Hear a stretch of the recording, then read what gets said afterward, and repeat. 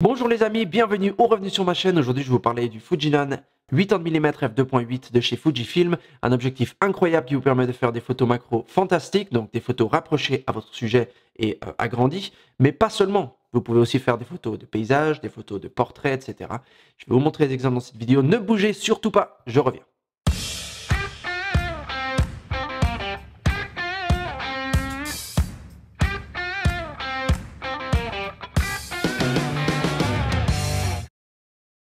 Il y a deux façons de faire du macro avec Fujifilm, donc des façons originales, on va dire, d'après ce que la marque vend.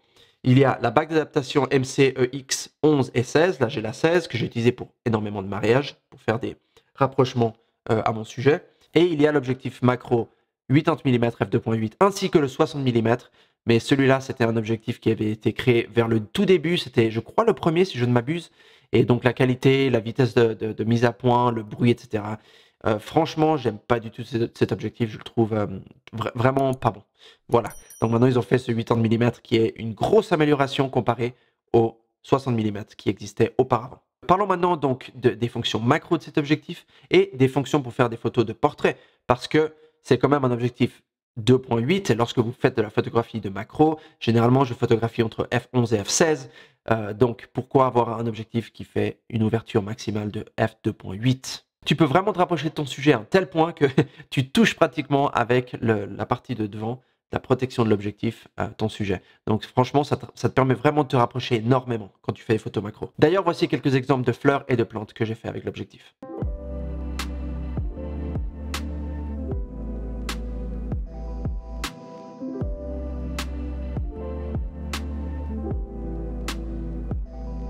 J'ai fait aussi des photos avec des objets un peu plus familiers, des objets que tu trouves tous les jours, comme ça tu peux voir un petit peu la comparaison et vraiment voir dans la vraie vie ce que ces photos donnent.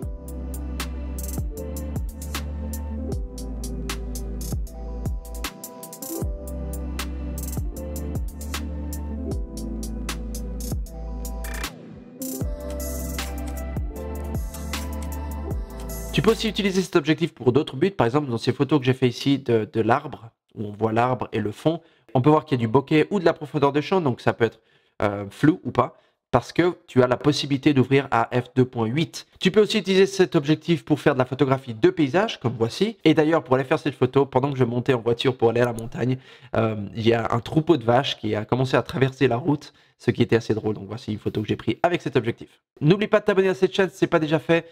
Comme ça, tu peux rester au parfum de ce qui se passe et de mes dernières vidéos qui sont très intéressantes et ça m'aide également à faire grandir la chaîne. Où est-ce que cet objectif se place? Parce que j'utilise le 56 mm f1.2 ainsi que le 90 mm f2. Donc ça, c'est deux objectifs qui sont géniaux et fantastiques pour le portrait. Mais on a un 80 mm entre le 56 et le 90. Donc, comment est-ce qu'il est pour faire des photos de portrait?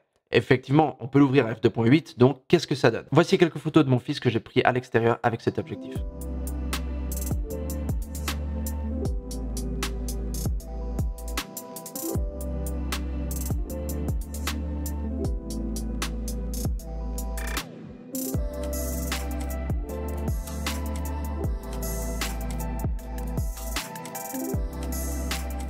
Et voici quelques photos en intérieur que j'ai fait avec un fond blanc et un flash externe Godox AD400 Pro.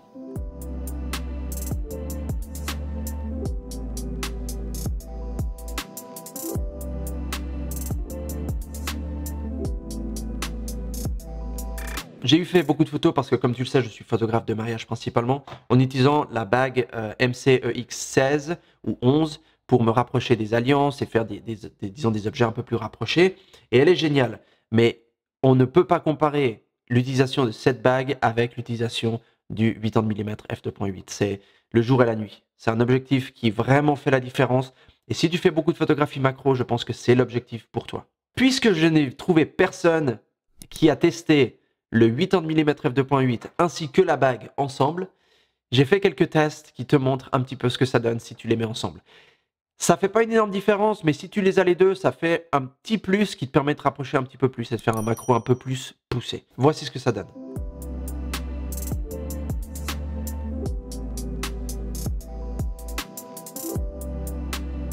En termes de mise à point automatique, donc l'autofocus, il est très très bon.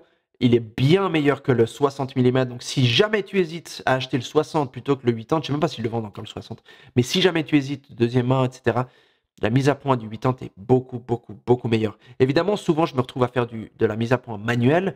J'utilise un rail de mise à point de chez Nissi qui me permet de me rapprocher vraiment avec une fraction de millimètre pour vraiment choper la mise à point que je veux. Et là, je me mets en manuel.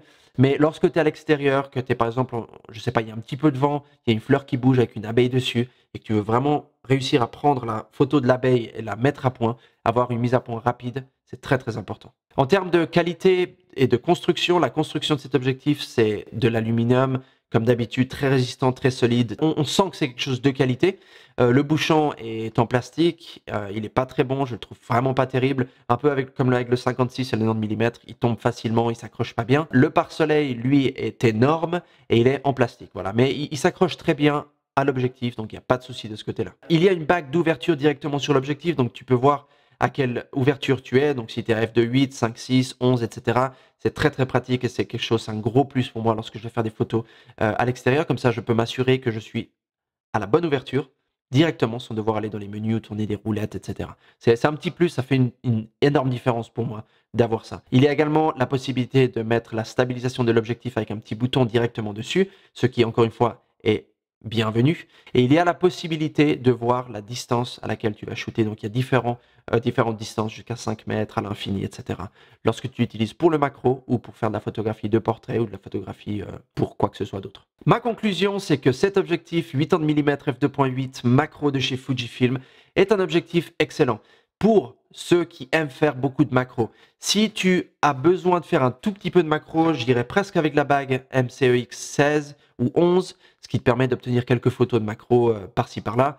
Si par contre, tu es quelqu'un qui veut faire beaucoup de photographies de macro, qui aime aller à l'extérieur dans la nature ou tout simplement prendre des objets de tous les jours en photo rapprochée, je pense que c'est l'objectif pour toi. Autrement, prends un objectif, par exemple le 56 mm, j'en ai parlé dans une autre vidéo, donc tu peux aller voir ça, ou le 90 mm, qui est aussi un excellent objectif pour un rapprochage encore plus poussé de ton sujet. Mais autrement, je pense que pour le macro, ça, c'est l'objectif parfait. Voilà, je te retrouve dans la prochaine vidéo. Je vais prochainement faire une vidéo sur le drone DJI FPV que j'ai craché malheureusement, mais je l'ai envoyé en réparation et je vais te dire tout ce qu'il y a à savoir sur ça. Je vais faire une vidéo sur le Leica M240 prochainement et d'autres Leica dès que je les reçois pour les tester. Entre-temps, continue à faire de très belles photos. Abonne-toi si ce n'est pas fait, like cette vidéo et je te vois bientôt. Bye bye.